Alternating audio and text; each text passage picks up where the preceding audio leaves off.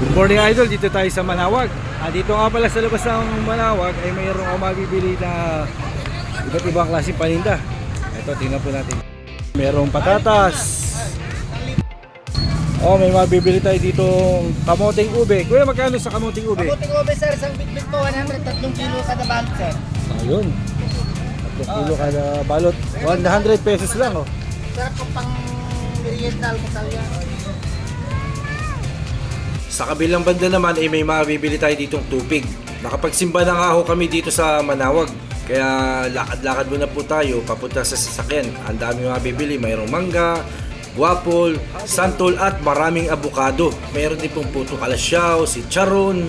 Marami nga pong paninda dito sa may Manawag, sa labas ho ng simbahan. Sa tabing kali lang po siya. Marami ka nga ho palang mabibili ng tubig dito kahit saan ho dito ay mayroong tubig. Ito ho kasi ang delicacy ng Pangasinan, ang tubig. Masarap din hong kamat sa kape itong tubig na to. Kapag ho kayo mapapasyal dito sa may Pangasinan, abay dumana ho kayo dito sa may Manawag at magsimba ho kayo, saka ho kayo bumili ng mga paninda dito. Sige po guys, hanggang dito na lang po. Follow, like, and share na lang po. Maraming salamat po.